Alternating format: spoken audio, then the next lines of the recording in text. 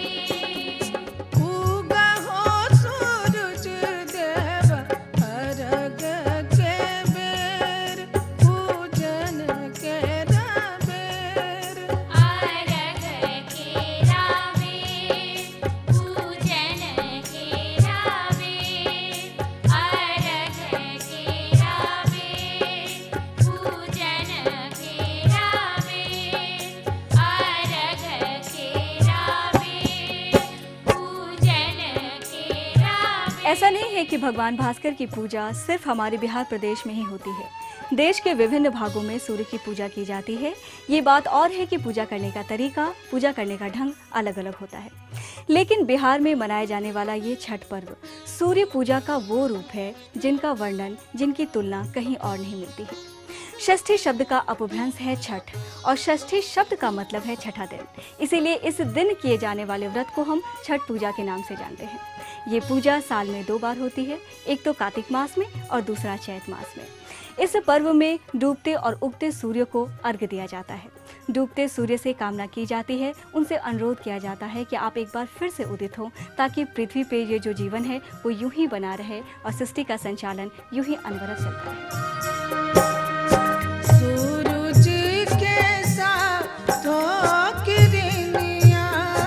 छठी मैया लागे सुहावन हो। सूरज के साथों किरनिया छठी मैया लागे सुहावन हो। गंगा जी के झलमल पनिया छठी मैया लागे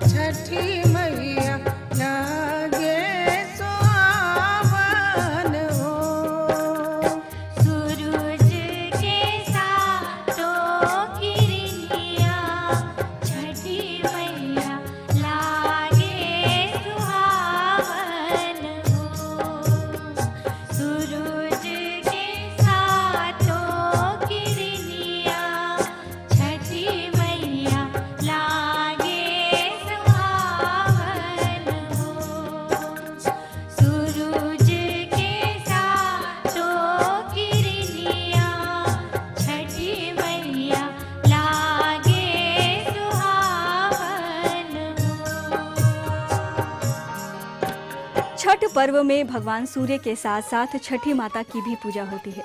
अधिकांश लोग ये गुत्थी सुलझा नहीं पाते कि हम अर्घ्य देते हैं सूर्य देवता को और कहते हैं छठी मैया की पूजा, तो आखिर ये छठी माता हैं कौन? पुराणों में सूर्य के साथ साथ छठी माता का भी उल्लेख मिलता है। छठी माता को ग्रह और रोगों के निवारण में समर्थ देवी भी कहा जाता है और मुख्य रूप से इनकी पूजा बाल ग्रह विनाशिका देवी के रूप में की जाती है। और हमारे सूर्य तो है ही समग्र रोगों के अधिष्ठाता। सूर्य की आराधना का एक अन्य उदाहरण भविष्य पुराण में भी मिलता है, जिसमें लिखा गया है कि जब भगवान श्री कृष्ण के बेटे शाम को कुष्ठ रोग हो गया था, तब सूर्य की आराधना के बाद ही उन्होंने इस भयंकर रोग से छुटकारा पाया था। तब उपदेश स्वरूप भगवान श्री कृष्ण ने शाम से कहा कि संसार में केवल सूर्य ही ऐसे देवता हैं जो प्रत्यक्ष हैं। डूबते और उगते सूर्य की कथा अनुसार छठी माता के रूप में माता कुंती को स्वीकार किया गया है। ऐसी कथा है कि माता कुंती ने सूर्य के आराधना के बाद ही ऐसे बलवान पुत्र की प्राप्ति की थी और तब से लेकर आज तक इन दोनों की पूजा इस दिन साथ साथ की जाती है। शुरू से ही सूर्य की आराधना का क्रम जारी है, लेकिन शुरू में ये पूजा सिर्फ मगध क्षेत्र में की जाती थी। धीरे धीरे ये पर्व बिहार का विशेष पर्व बन गया है। बिहार के अलावा पूर्वी उत्तर प्रदेश और कई अन्य जगहों पर भी छठ व्रत को किया जाता है। इस विषय पर हमारी चर्चा बनी रहेगी, लेकिन फिलहाल बता दें कि वक्त हो चला एक छोटे से ब्रेक का। कहीं ना जाए, हम तुरंत हाजिर होंगे छोटे से ब्रेक के बाद। उगहो सूरज देव अर्घ के भइल बेर।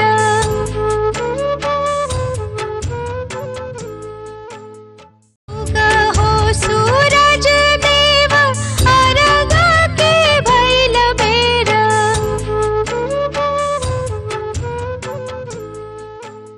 ब्रेक के बाद स्वागत है आप सबका भगवान भास्कर के इस महान पर्व छठ के अवसर पर ईटीवी के इस खास कार्यक्रम में, जिसका नाम है उगा हो सूरज देव।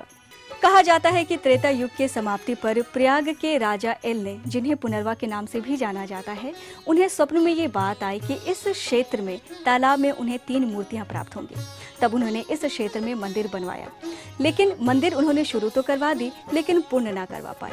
ये तीनों मूर्तियां भगवान सूर्य की थी। बाद में उनके वंशजों ने मंदिर का निर्माण पूर्ण करवाया और तब महाराजा एल के नाम से शिलालेख लिखवाया। ये तो बात कथा और परंपरा की है, लेकिन आज के परिप्रेक्ष्य में ऐसा कहा जाता है कि अगर छठ व्रत हो और शारदा सिन्हा जी के गीत ना हो तो कुछ अधूरा सा लगता है। तो हम कथा और व्रत की बातें तो कर ही रहे हैं, साथ ही साथ शारदा सिन्हा जी के गाने भी सुन रहे हैं, ताकि जितनी भी छठ व्रतियां हैं वो कुछ आनंदित हो पाए। पटना के घाट पर हम हुआ रखिया देबै हे छठी मैया। हम ना जाइब दूसर घाट देखब हे छठी मैया। हम ना जाइब दूसर घाट देखब हे छठी मैया।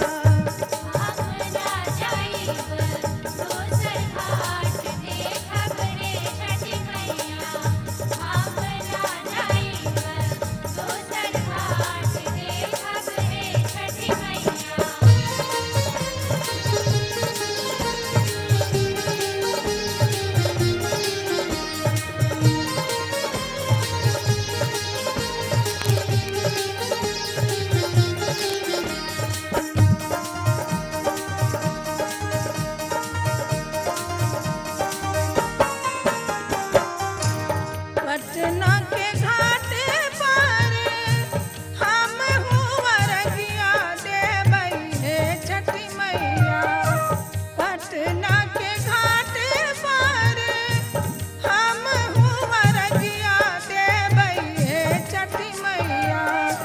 हम ना जाइब दूसर घाट देखब हे छठी मैया। हम ना जाइब दूसर घाट देखब हे छठी मैया। हम ना जाइब दूसर घाट देखब हे छठी मैया।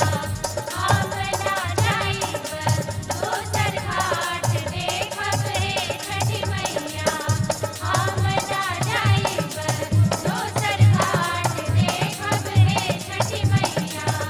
हम ना जाइब दूसर घाट देखब हे छठी मैया। जैसे ही दीपावली खत्म होती है, शुरू हो जाती है छठ की तैयारियां, और छठ के गीत ही साथ शुरू हो जाते हैं। इन गीतों में आप हर रंग देख सकते हैं। किसी गीत में छठी मैया पर चढ़ाए जाने वाले फलों का जिक्र होता है, तो किसी गीत में केले और नींबू जैसे फल को तोड़ने की बात होती है। नहाए खाए से एक दिन पहले यानी गोवर्धन पूजा से ही शुरू हो जाता है ये व्रत। इस व्रत में कहा जाता है कि व्रती के घर में सुबह शाम दोनों समय छठ के गीत गाना अनिवार्य है। इन गीतों में मुख्य रूप से 4 देवी देवता के गीत गाए जाते हैं, जैसे सूर्य देवता के गीत, छठी मैया के गीत, गंगा मैया के गीत और तुलसी मैया के गीत। गीतों के माध्यम से हम अनुरोध करते हैं देवताओं से कि उनकी कृपा हम पर बनी रहे और वो हमारी पूजा को ग्रहण करें। सूर्य देवता से हमारी गुजारिश होती है, विनती होती है कि उनकी कृपा सालों भर हम पे बनी रहे। गीतों में आप सूर्य से कृषि का संबंध भी देख सकते हैं। साल में 2 बार होने वाली फसल, खासकर कार्तिक में मकई और धान और चैत में रवि की फसल। और फसल बिल्कुल निर्भर है मौसम पे और मौसम निर्भर करता है सूर्य पे। तो जब हमारी आजीविका ही सूर्य पर निर्भर है तो सूर्य की पूजा क्यों ना हो। कर जोर मैया दसो नौ जोर के, रात दिन साजे भिनु साथ, गंगा मैया पूजी चरनिया तुहार, हे गंगा मैया पूजी चरनिया तुहार। हे गंगा मैया पूजी चरनिया तुहार, हे गंगा मैया पूजी चरनिया तुहार।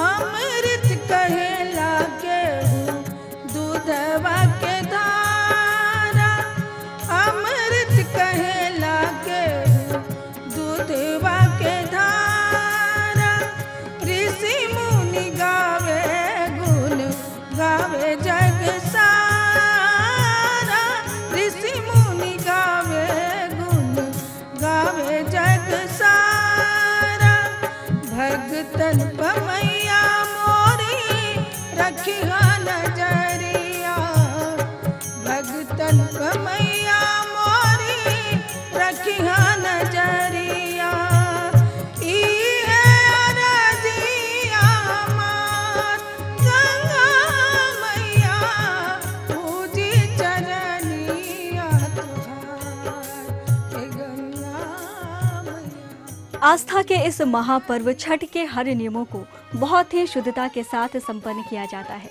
आप यूँ कह लें कि नियमों का एक सिलसिला ही शुरू हो जाता है। सबसे पहले नहाए खाए, फिर खरना, फिर शाम का अर्घ, फिर सुबह का अर्घ, फिर पारण और उसके बाद प्रसाद वितरण। और भी ढेर सारी बातें हम जानेंगे इस व्रत के ऊपर, लेकिन फिलहाल बता दें कि वक्त हो चला एक छोटे से ब्रेक का। कहीं ना जाएं, हम तुरंत हाजिर होंगे इस छोटे से ब्रेक के बाद। कहो सूरज देव अर्घ के भइल बेरा,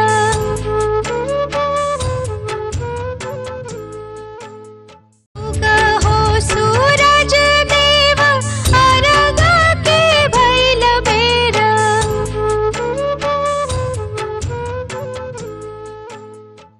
ब्रेक के बाद स्वागत है आप सबका आस्था के इस महापर्व छठ के ऊपर ईटीवी के इस खास प्रस्तुति में, जिसका नाम है उगा हो सूरज देवा।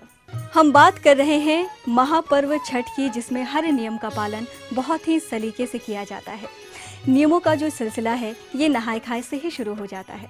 नहाए खाए यानी कि शुद्ध होकर व्रत के लिए तैयार होना, गंगा में स्नान करने के बाद कद्दू और चावल का सात्विक भोजन करना। दूसरे दिन होता है खरना। खरना के दिन भी व्रती गंगा में नहाकर चावल की खीर और रोटी बनाकर शाम में पूजा करने के बाद प्रसाद को ग्रहण करती हैं। उसके बाद दूसरे लोगों को भी खिलाती हैं। इस प्रसाद का इतना विशेष महत्व होता है कि इसे खाने के लिए बहुत ही दूर दूर से लोग आते हैं। मुख्य पूजा के भी कई रंग देखने को मिलते हैं। व्रती नंगे पांव पैदल चलकर घाट तक जाती हैं। उनके साथ साथ पूरे परिवार के लोग, आस पड़ोस के लोग भी उनके साथ जाते हैं। नाक से लगा हुआ सिंदूर, नया कपड़ा, सर पे दौड़ा रखे पुरुष, ऐसा लगता है मानो पूरा बिहार भक्ति के रस में बिल्कुल सराबोर हो उठता है। कुछ व्रती ऐसी हैं जो भगवान भास्कर को दंडवत नमस्कार करते हुए घाट तक पहुंचती हैं।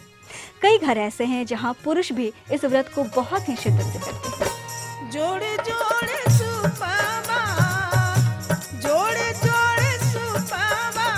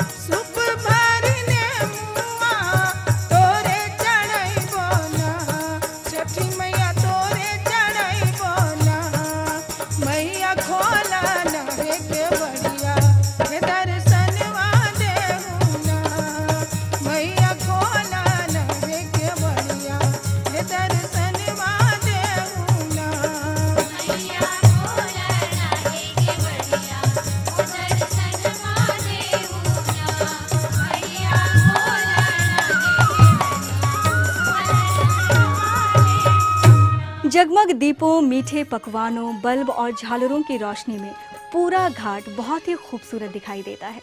ऐसे में अस्त और उदित होते हुए सूर्य की सुंदरता और भी अलौकिक होती है। घाट पे जितने व्यक्ति मौजूद होते हैं सभी आस्था और भक्ति के रस में डूब जाते हैं और मन ही मन भगवान भास्कर को नमन करते हैं। इस पर्व के बारे में जितना कुछ कहा जाए, जितना कुछ लिखा जाए वो कम है। हमने गागर में सागर भरने की एक छोटी सी कोशिश की है। आशा है आप सबको पसंद आई होगी। भगवान भास्कर की कृपा यूं ही हम सब पर बनी रहे। ईटीवी की पूरी टीम की तरफ से एक बार फिर से आप सबको छठ पर्व की बहुत बहुत शुभकामनाएं। दीजिए हमें इजाजत। नमस्कार।